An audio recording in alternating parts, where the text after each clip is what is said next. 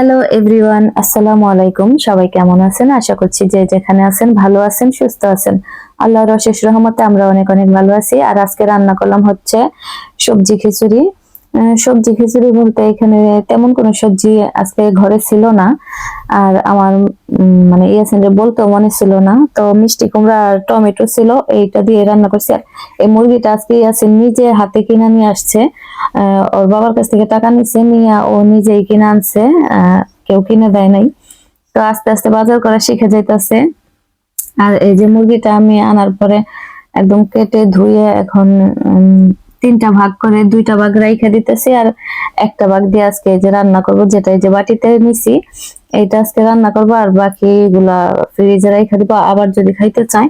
তো এখন যেহেতু শীতকাল, অনেক সবজি পাওয়া যায়, তো মাঝে মাঝেই খাওয়া হবে। তো এই তো এগুলো আমি গুছাই নিলাম, আর এখন এই যে খিচুড়ি রান্না করার জন্য সবজিগুলো কাইটা নিতেছি। সবজি বলতে টমেটো আর মিষ্টি কুমড়া, ধনিয়া পাতা, আর হচ্ছে পেঁয়াজটা আমার আগেই কাটা ছিল, ফ্রিজে ছিল, তো ওটাই বের করে নিছি আর কাটি নাই। আর খিচুড়ি রান্না করতে আমি অত বেশি পেঁয়াজ ব্যবহার করি না, তো অল্প পেঁয়াজে রান্না করি। আর এই যে মিষ্টি কুমড়াটা কয়েকদিন আগে আইনা রাখছি, মিষ্টি কুমড়াটা দেখি একটু একটু নষ্ট হয়ে যেতেছিল। তো আজকে রান্না না করলে দেখা যায় তো দুই একদিন পরে এটা পচাই যাইতো। তো ভাগ্য ভালো আজকে রান্না করে ফেলতেছি। আর আমি নর্মাল ফ্রিজে রাইখা দিছিলাম, আসলে এই মিষ্টি কুমড়াটা সব সবজির নিচে পড়ে গেছিল, যার কারণে এটা দেখা হয় নাই।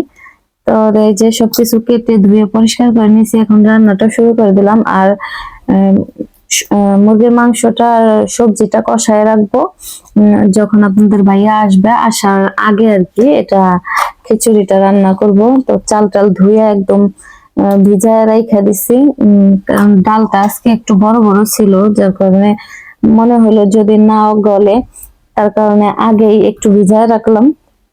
আর আজকে খিচুড়িটা রান্না করছি, এটা আজকে রান্না করি নাই, গতকালকে 17 ডিসেম্বরে রান্না করছি।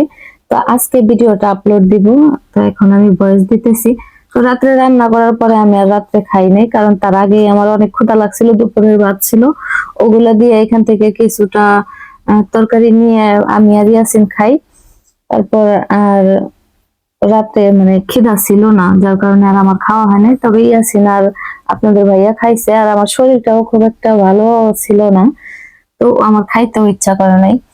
তো ওই খিচুড়িটা আমার জন্য রাইখা দিছিল, আমি আবার সকালে উঠা তারপর খাইছি, তো ভালোই লাগছে। কিন্তু গরম গরম খাইলে হয়তো বা দেখা যায় তা আরো বেশি ভালো লাগতো। তো গরমটা যেহেতু আসলে খাইতে ভালো লাগে নাই, যার কারণে আর খাই নাই। আরেকটা কথা, আজকে রান্না করতে যাই খালি আমার কড়াই থেকে পড়ে যেতেছিল একবার, এই যে মিষ্টি কুমড়া পড়ে গেল, তারপরে আবার টমেটো দিয়ে মানে নাড়া দিছে আর অমনি পড়ে গেছে এক পিস। তো এরকম আজকে খালি পড়ে যেতেছে। ভাবছিলাম মানুষ সবাই বলে যে হাত থেকে কিছু পড়ে গেলে নাকি মেহমান আসে, তো আমার রান্না থেকে জিনিস পড়ে যেতেছিল, তো ভাবলাম মেহমানই আসবে নাকি। তবে না, কোনো মেহমান আসে নাই, এগুলা আমরাই খাইছি। তবে আমি রাত্রে খাইনি, আজকে সকালে খাইছি। আর এই যে সবকিছু সবজি টবজি দিয়া ধনিয়া পাতাও দিয়ে দিলাম। আর ধনিয়া পাতাটা আমার সবসময় ভালো লাগে, তো শীতকালে আরো বেশি ভালো লাগে।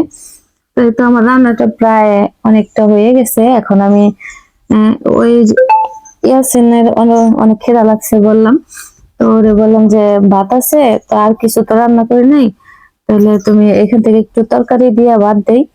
পরে ওরে দিলাম, ও খাইছে। আর এই যে আপনাদের ভাইয়া আসার আগে আমি খিচুড়িটা রান্না করছি।